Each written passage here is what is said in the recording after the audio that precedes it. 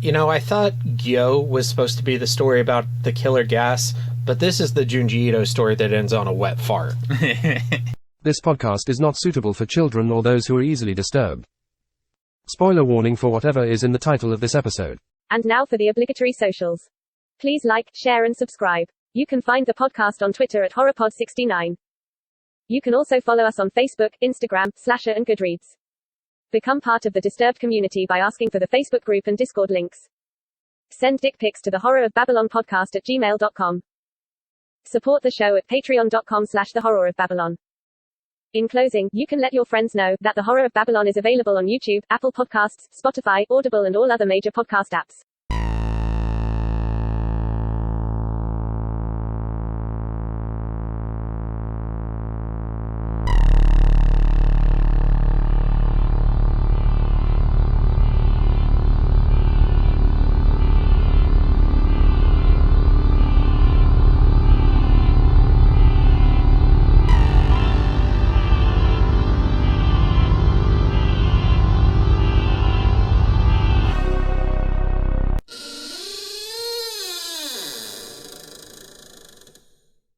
Welcome to episode 67 of The Horror of Babylon, where we are discussing the film adaptation of Uzumaki. I am Ryan, and with me as always is Daniel. Say hi, Daniel. Hi, Daniel. And we want to say thank you to our patrons, Abigail, the fucking first, Breaker of Change, Mother of Dragons, and Logan, the Full Metal Patron. And for Horsemen Comics and Gaming, which you can visit at the Morgantown Mall in Morgantown, West Virginia, or the Mall at Robinson in Pittsburgh, Pennsylvania.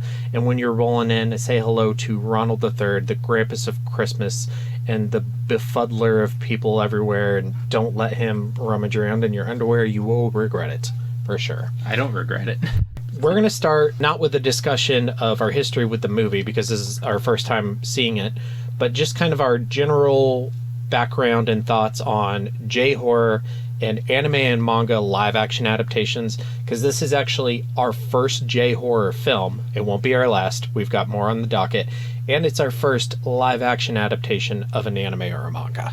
So I'll let you kick off because you're a J-horror guy. I was introduced to J-horror, like a lot of people stateside, as I watched the remake of The Ring, and I didn't know it was originally a Japanese movie. Mm-hmm. And then I find that out. I watched the Japanese movie. Mm-hmm. Watched The Grudge, didn't know that was a remake. It's funny because in Japan, The Grudge is actually like movie 3 or 4 in that series. That's funny. And in the Ju-on series? Yeah, it's Ju-on the Curse 1 and 2, and then I think it's The Grudge 1 and 2. And then there's more after that, but like the main guy who created them, Takashi Shimizu, he did those first 4. Yeah, he's directed some of my favorite J-horror films. But that's how I got introduced to that genre, and then like I've always been just so, ever since then, creeped out by like little girl ghosts or ghosts with long black hair. The Andrio, the Yurei, however you pronounce those words. I'm sure I'll be corrected at some point. By me. I don't correct you, Tom Curry.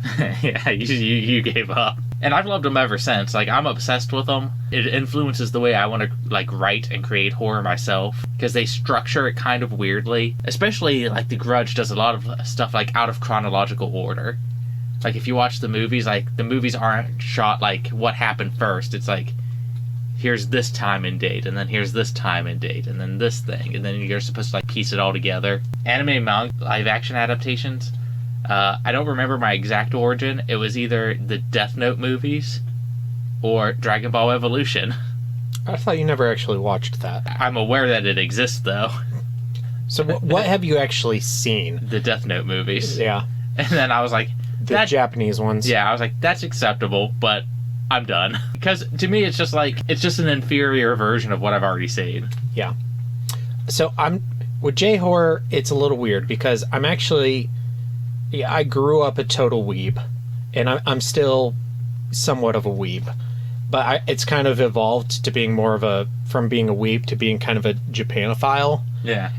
More of an interest in Japanese culture overall, and specifically Japanese history. I've read several different Japanese history books. So you would think that like Japanese horror would be like my jam, but it's not. Granted, I'm not very well versed in J-horror. You sent me a list of some of the things you'd watched, and besides for Battle Royale, you were watching some of the most obscure, crazy shit. I should probably explore the genre a little more. Suffice it to say, I'm not a big fan, but it's not a thing where I think it's of low quality. I just think, based on the movies I've seen, it's not particularly for me. On the other hand, anime and manga live-action adaptations, the most part, I think what I have seen has been of low quality. Yeah. And I just don't care. I don't have interest in seeing those types of movies. Like, One Piece is my favorite manga of all time. I have zero interest in watching the One Piece Netflix series. There's this idea that something isn't really art until it gets like a live-action Hollywood adaptation. Yeah. And I hate that attitude. I'm like, why can't we have like a anime adaptation or a comic adaptation? You know what I mean? Yeah, and also not every story has to be adapted into a film. Yeah. It can just, like, especially comics. Like, comics are such a unique medium that the stories that are told within comics aren't always stories that would be appropriate for a feature film. As I was watching this film, spoiler alert, I didn't like this movie. I also did not like this movie. As I'm watching this, I'm thinking, like, aside from the obvious answer, which is money, why was this made? And I thought to myself, well, maybe it's so that people who don't read comics can experience the story. But then I thought, the Venn diagram for people who don't read comics but also are interested in a horror story about spirals has to be the smallest cross-section of people. You see a lot of people like that in YouTube comments. Like, that's how I was introduced to the comic, was people kept making videos about it. And you'd see these comments like, oh, I really want to see this, or I wonder if they'll do an anime eventually, and stuff like that. I'm like, my reaction was to pause the video, not get spoiled, and go buy it, and then read it. Yeah. But a lot of people are like, more than I'd be willing to accept, probably. Yeah. I'm not telling you how to consume your media, but I agree with you. I think that's a small demographic.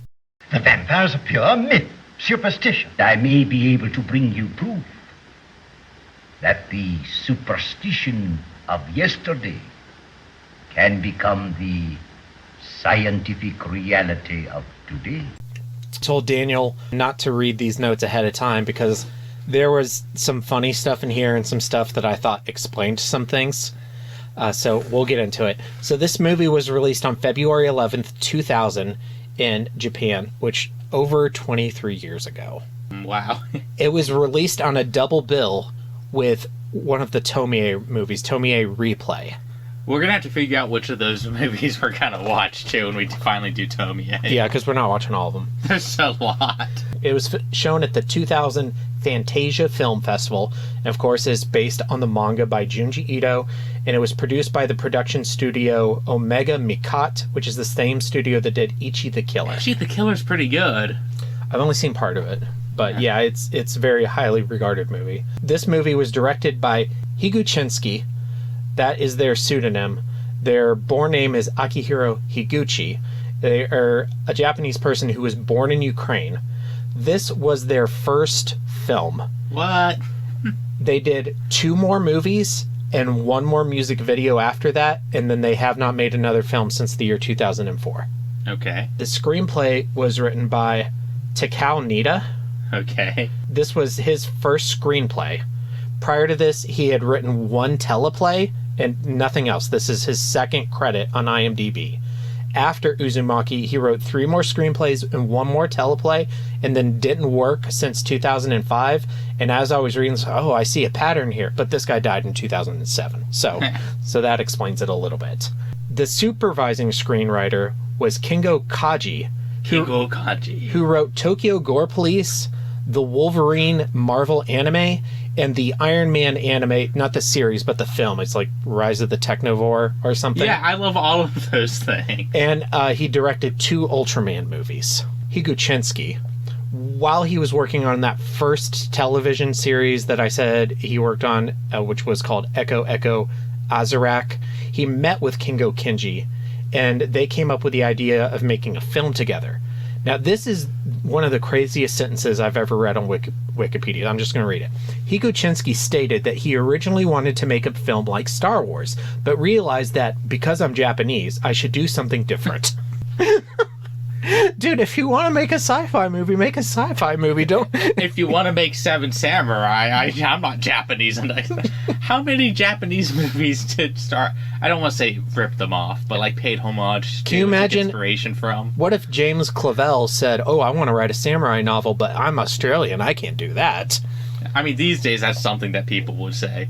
I would tell you just write whatever you want and just ignore people who say shit like that. Yeah. As long as you're not being like overtly racist. Yeah. So this movie was originally planned to be an anthology film, and that was changed during production. That should not have been changed. I think it would have worked better as an anthology film. We'll get deeper into that later. Yeah. Now, this is what made the most sense to me. Higuchinsky desired to be faithful to the manga, but at the time the movie was being produced, the manga had not been finished. Yeah. That's the only thing I knew about this movie. Well, that explains a lot. And this happens a lot in Japanese culture, particularly with anime. But just wait a couple years. Wait for, and I know it's about money. And it's about trying to ride the trend. Yeah, but whatever.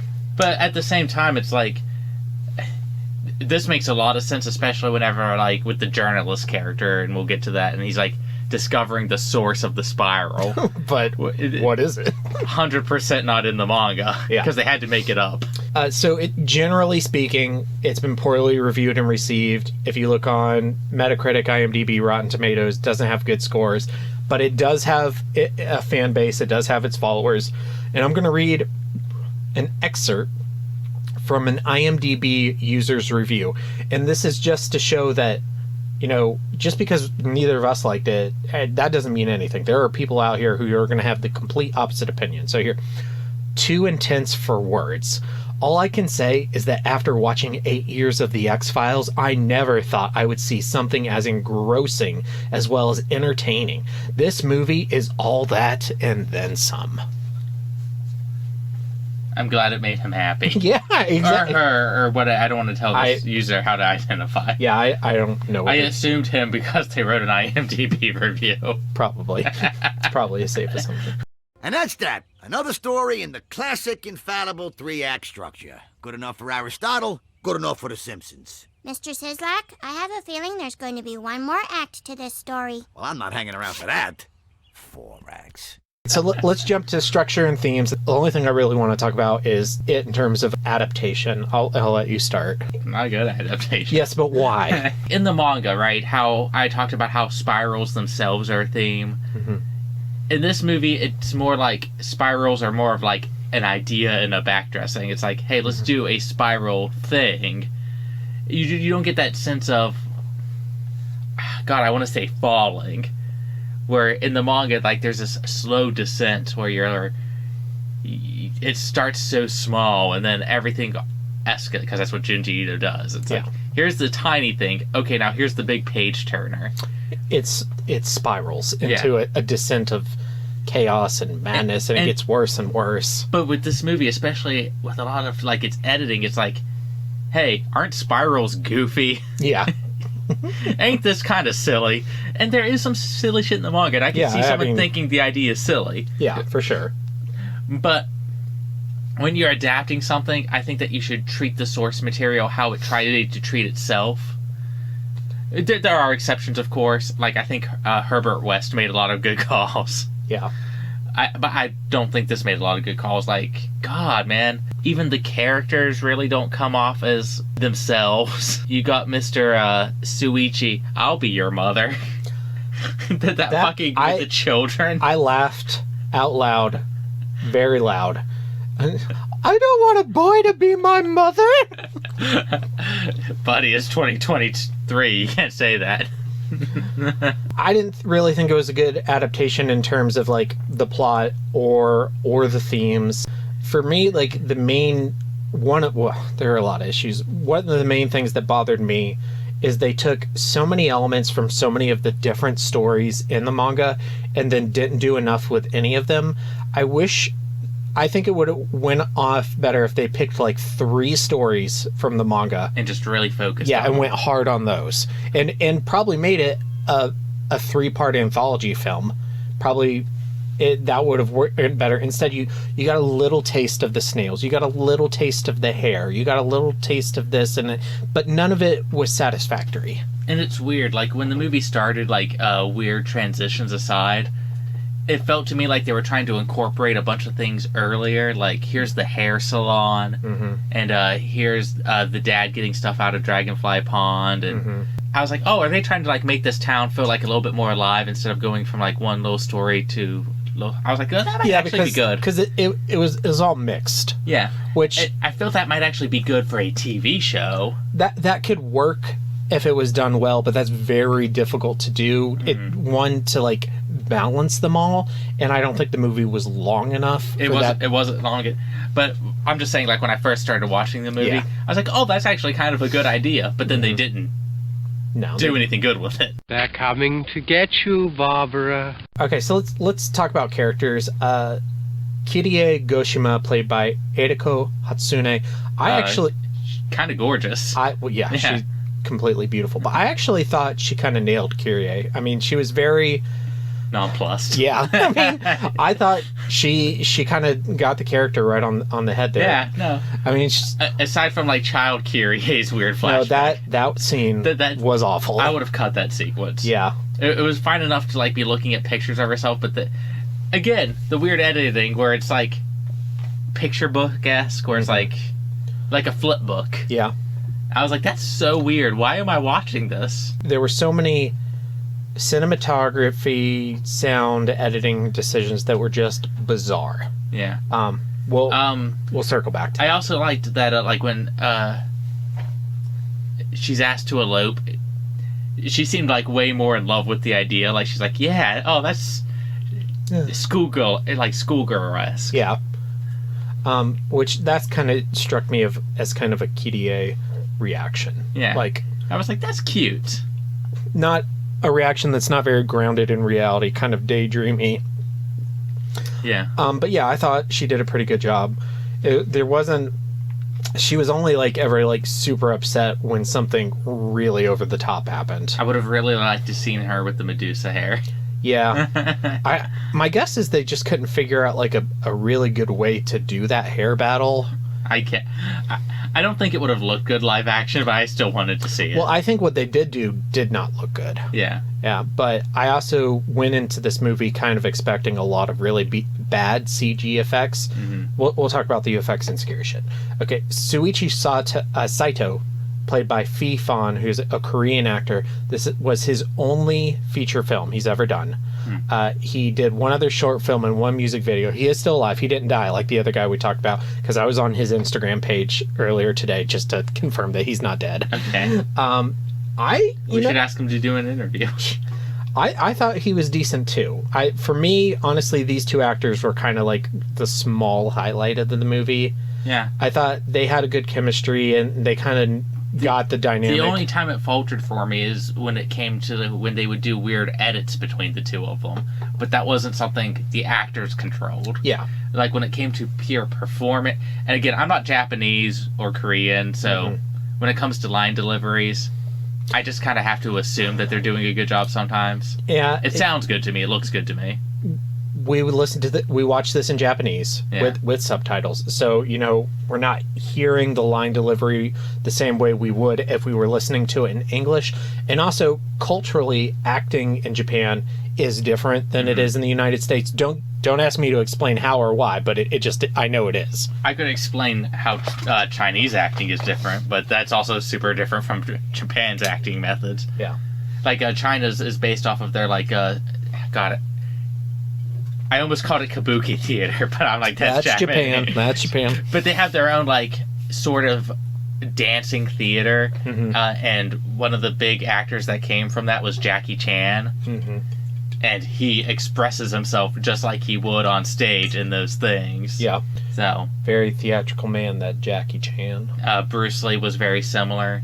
And not that they're the same the same acting quality, but they have the same sort of, I guess I want to say energy, or it's like when you talk about method acting.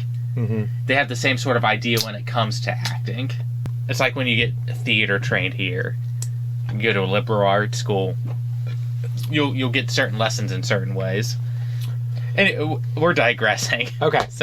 So when we did characters, when we did an episode on the manga, the third one we talked about was the Spiral. But the Spiral's not a character. Not in this. No. All the, like, tertiary characters, the parents, the Jack-in-the-Box kid, the reporter, like, who are the standouts as, like, did any of them feel like a good adaptation of their character from the manga? I thought the reporter was a decent idea if you were trying to, like, streamline a bunch of things. The one who wasn't in the manga. Yeah. Yeah. I would have been like, if you can't, like, cram it all in, or if you have to do, like, they're not going to let you do an anthology, they say you have to do a 2-hour movie, I'd be like, well, I'd use a reporter, and I'd be like, he'd look back in, like, records and see that this has all happened before. Yeah.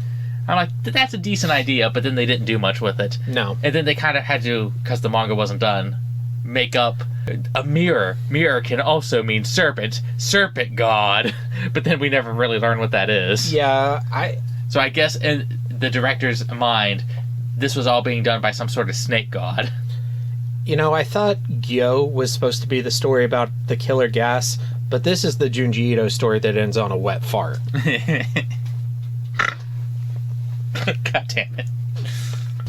Jack in the Box was fine. Like, I mean, he jumps out at Kyrie, and he's annoying as fuck. And that's where I thought they were, like, trying to incorporate, like, the whole town and make it seem more alive instead of, like, random stories by incorporating him earlier and having him show up more often. I was like, oh, that's a good idea. I swear there was, like, a 30-minute stretch where he didn't show up, and then he shows up in, like, the last 30 or 40 minutes, and he legitimately surprised me. I was like, damn, I forgot about that kid. But when he first showed up, that's when I realized, oh, we're going to be in for a treat with the editing. Yeah. They show him from all different angles. Yeah, that was so strange. I was like, that is such a choice. So why? And the only thing I can think of is maybe his acting is, like, legitimately so bad that the director had to try distract people. Tried to try to do something fun with it. Yeah. And I can't speak Japanese, so I don't know that it's that bad. I thought all three of the parents were fine, particularly Shuichi's dad. I thought it was weird that he kept showing up as a ghost with his tongue. Yeah, that was weird. And also, like, the one shot in, like, the windshield before they slammed the brakes on Kirie's dad, he has, like, the tongue thing going on, too. But I don't know. It was strange. And then, as for other characters, like, you got the other hair chick. I can never remember her name. I can't remember her name. She's not that important of a character. But they introduced her earlier, trying to make the world feel more cohesive. Mm-hmm. She was like a stereotypical high school in this. Obviously, this was pre-social media, but this is the exact, like, character of a high school girl that would be, like, obsessed with Instagram. Mm-hmm. Yeah, be like, hey, can you follow me on Instagram? I'm like, I'm sorry, I can't follow someone like you with so little followers. Yeah, that's an actual plot point in the South Park games. Oh no, I didn't know that. Yeah, like there will be some people that you try to get to be your followers online, but if you don't have enough followers, they will say that to you. That's okay. I saw that in, I don't know what movie, but Emma was watching some high school movie, and that was a thing in it. I'll kill you all! I'll drive you crazy, and I'll kill you all! I'm every nightmare you ever had. I am your worst dream come true. I'm everything you ever were afraid of. Is this movie scary? No. I thought, and again, I watch a lot of J-horror, and this probably isn't fair. It's like when you go into a slasher and you're comparing it to all the great slashers. Mm-hmm. But at the same time, you're also making a slasher. Yeah, I mean... So it invites the comparison. If you're going to make a Justice League movie, get ready for people to compare it to Avengers. It's just going to happen. Get ready for them to compare it to Justice League Unlimited. The best Justice League thing. It is the best Justice League. I like Young Justice a lot, but I still like Justice League Unlimited more. And you invite the comparison, and you'll always have that contingent. Oh, you got to judge it as its own thing. I'm like, what? But it's not its own thing. It's it's an adaptation of a comic. Yeah. And B, it's in a genre that's very prolific. Yeah. So I started to try to compare it to, like, some of the worst ones that I've seen. Mm-hmm. Like Executive Koala. The Executive Koala. That movie was just boring. That movie was just boring. It just didn't have enough fun with its concept. Which, that movie also has a weird cult following. Okay. Yeah. The only thing it didn't scare me, but the only thing that was slightly effective, it was really just because it gave me the heebie-jeebies, was the centipede crawling into the mom's ear. The mom in general, I thought that was the one thing that was done semi-well. Yeah. Except for whenever he, like, moved the blanket off of her, and it did, like, a weird... Yeah. They kept doing edits like that. That was weird. They showed her, like, obsessing, really looking at her fingertips. Mm-hmm. And then, like, Suichi hugs her and comes back with, like, blood on his hands, and he's like, where'd that... And he moves. Yeah. I like, that was all right. That's doing the story right, but the editing kind of fucks it.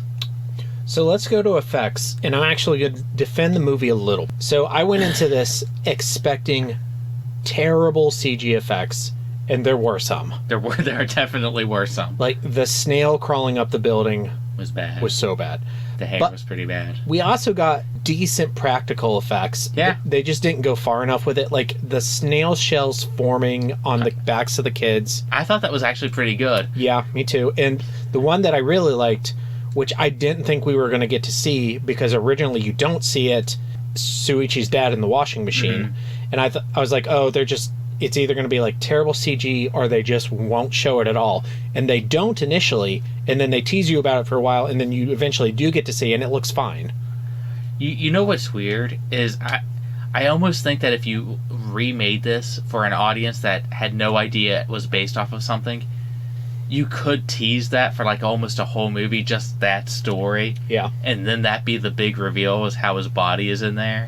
Well, we're going to come back to that in homework. Yeah. Because that's part of my answer, which we've been talking about the whole thing. It's just the weird editing choices, weird sound effects and like the wiping that they do in transitions that looks like it was made. I made this joke when we were talking earlier. It looks like it was made in 1995, but it was made in 2000, which is only 5 years after 1995. It's in that. I think within 5 years, that's the same like time frame. Yeah, it's in the same decade. Yeah. Yeah. Oh my God! Are you Stephen King? No, I'm Dean Koontz. Oh.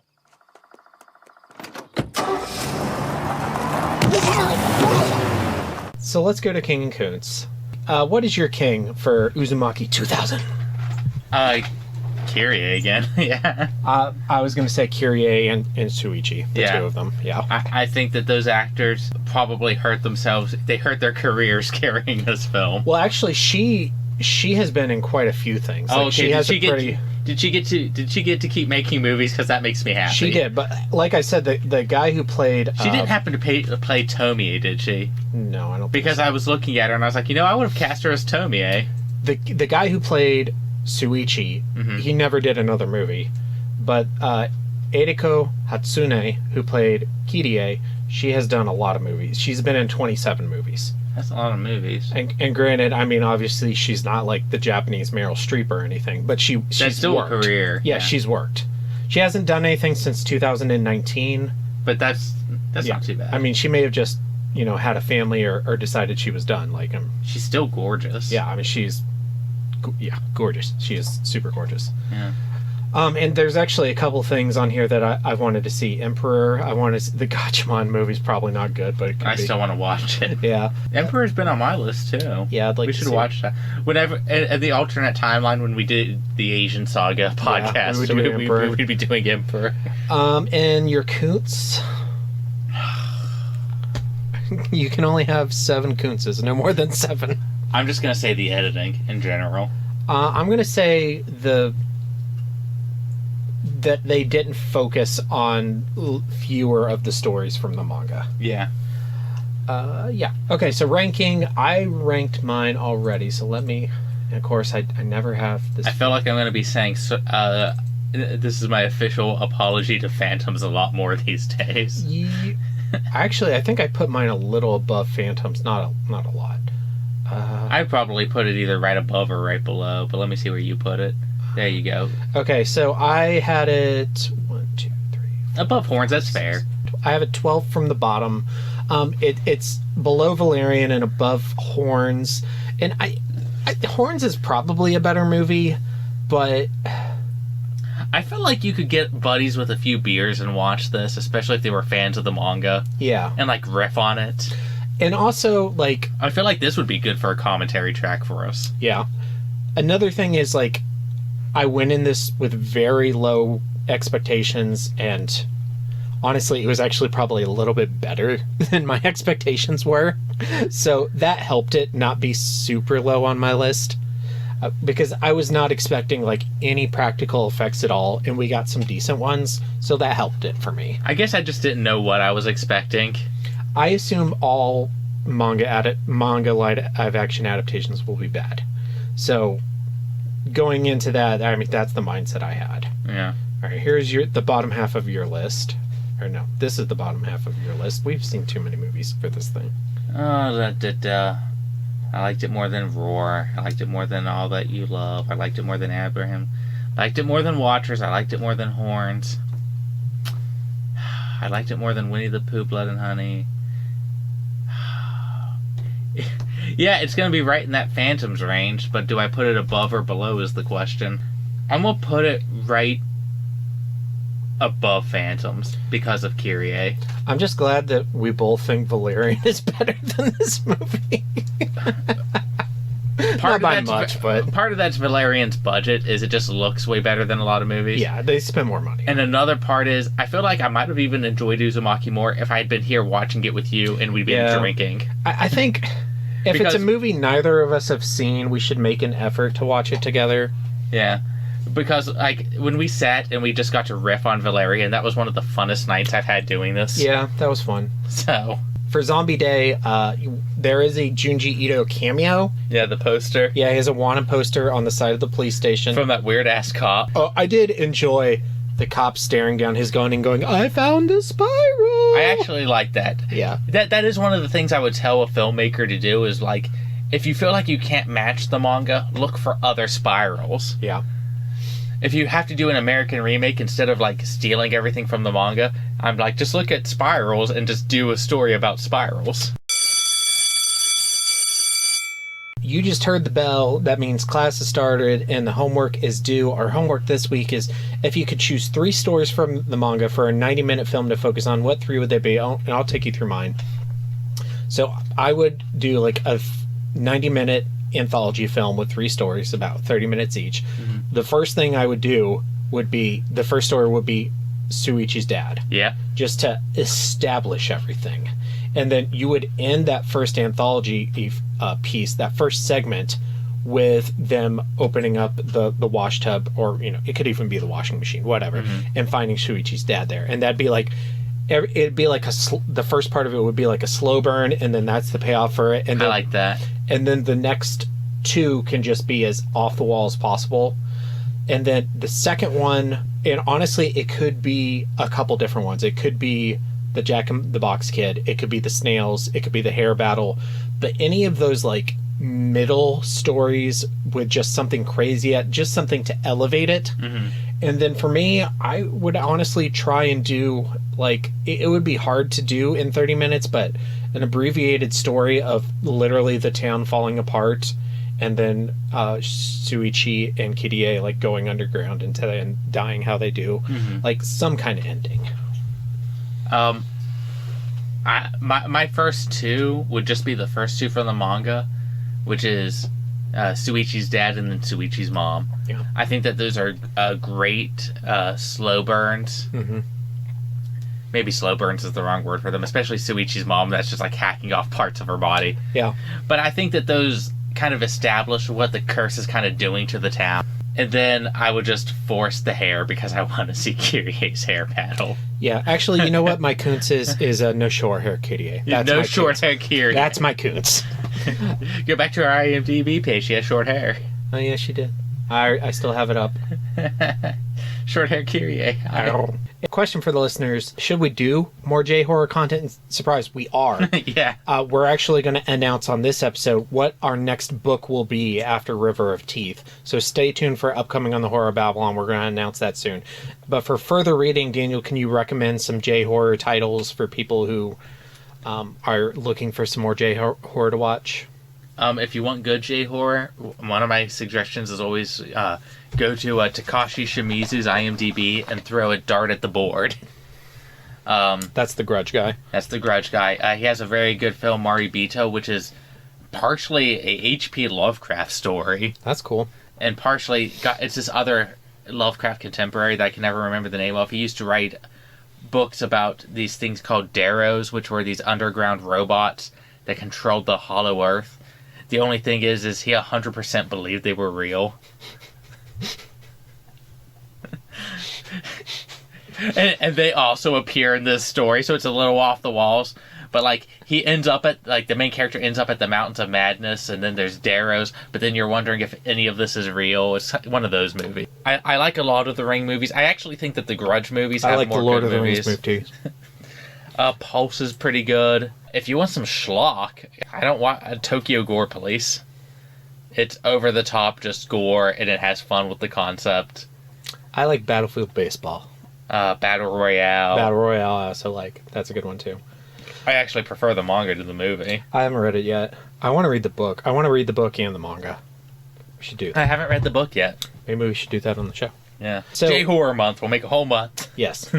We'll do it in June or July or something. Yeah, J-Month. Upcoming on the Horror of Babylon. So this Thursday, April 6th, we'll have our next Four Horsemen sponsored episode, which will be the cult classic vampire neo-Western horror movie Near Dark from 1987. The next Sunday, April 9th, is our next book episode, which is River of Teeth by Sarah Gailey. Which Ryan loves. Yep. On April 13th will be our next Four Horsemen sponsored episode, which will be on the Christmas slasher Violent Night from 2022. And then the following Sunday, we're going to be reviewing the new film Renfield with Nicholas Hoult and Aquafina and Nicolas Cage. And then our next book and our next big project, because this franchise is going to have about 4 episodes devoted to it. But on Sunday, April 23rd, we will be discussing the novel Ringu by Koji Suzuki. I'm excited for it. Yes, and then adaptations to follow. I have like 6 different posts ready to go for our Twitter and social medias for just the Ring. Woo! All right, thank you to our patrons, Abigail, the First, Breaker of Chains, Mother of Dragons, and Logan, the Full Metal Patron. And visit Four Horsemen Comics and Gaming at the Morgantown Mall in Morgantown, West Virginia, or at the Mall at Robinson in Pittsburgh, Pennsylvania, and say hello to Ronald the Dirty Man. I am holding a comic I just got from the Four Horsemen, Superman, by Williamson. He's actually made me love This is how good I think this guy is. He's made me like a teenager John Kent. Wow. Which was an impossible task. So that first issue was good? There is a scene where a person is reading John Kent's mind, and John Kent curses in his head, but he censors it, and they mention that he censors himself in his brain when he curses. I like that. And I was like, where has all of this wholesome shit for John Kent been? You know, I still like this wholesome shit. That's what, I'm probably going to cut this out, but when I was editing our interview with Remy, yeah, and she was like shitting on us for wanting to marry Steve Rogers, yeah, I got kind of butthurt. Me too, but I just want to hold his hand on walks through the park. I just want a good person. I want somebody who will take care of me.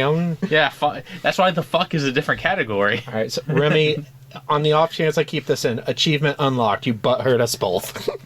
I did invite her if she ever wanted to be a guest on one of our book reviews, so we can have a woman's perspective. Yeah, that's totally cool. Yeah. Just don't talk about Steve Rogers anymore.